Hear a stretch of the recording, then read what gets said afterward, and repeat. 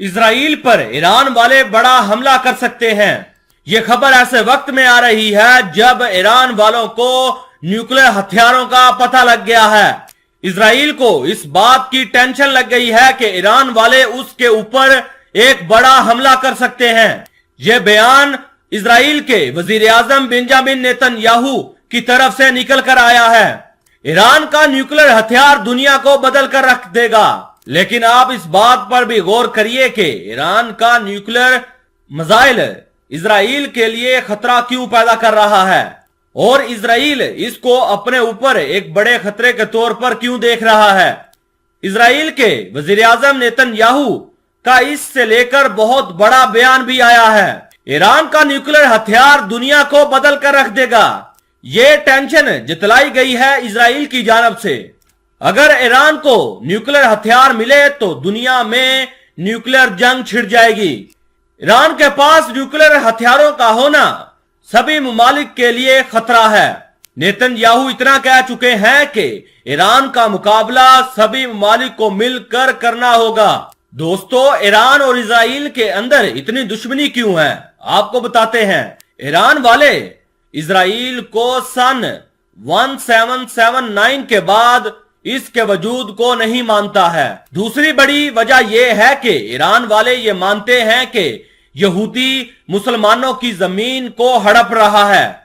तीसरी बड़ी वजह यह है कि ईरान को इसराइल वाले अपने लिए सबसे बड़ा खतरा समझते हैं। चौथी वजह यह है कि ईरान वाले न्यूक्लियर हथियार हासिल करके मिडिल ईस्ट के अंदर अपना दबदबा बनाना चाहता है। पांचवी बड़ी वजह यह है कि इसराइल से लड़ने वाले हमास और हिजबुल्लाह को भी ईरान की ही सपोर्ट है। छठी वजह यह है कि ईरान वाले सन 2011 के बाद शाम के साथ मिलकर अपने मुखालिफ जंगजुओं के साथ लड़ रहा है। सातवीं बड़ी वजह यह है कि इसराइल ने कई बार सीरिया के अंदर ईरानी अड्डों को उड़ाया है। दोनों ममालिक एक दूसरे के ऊपर हमला करते रहते हैं। आठवीं बड़ी वजह यह है कि इसराइल नहीं चाहता कि ईरान उसके आसपास भी हो। 10वीं बड़ी वजह यह है कि इसराइल नहीं चाहता कि ईरान वाले न्यूक्लियर हथियार हासिल करें। इसराइल इसी वजह से ईरान के न्यूक्लियर अड्डों पर हमला करने की सरतोड़ कोशिश कर रहा है। 10वीं बड़ी वजह यह है कि ईरान वालों की जो ड्रोन और मिसाइल टेक्नोलॉजी है वो इसराइल के लिए एक बहुत ही खतरनाक चीज है।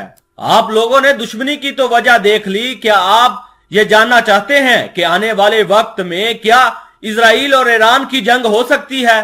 आपको इस बात को भी मानना होगा कि दोनों ममालिक किसी न किसी वजह से एक दूसरे के ऊपर हमले करते रहते हैं।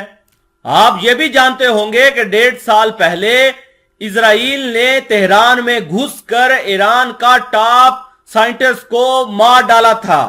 इस बात का अंदाजा लगाइए कि इसराइल कभी नहीं चाहेगा कि ईरान वाले न्यूक्लियर हथियार हासिल करें।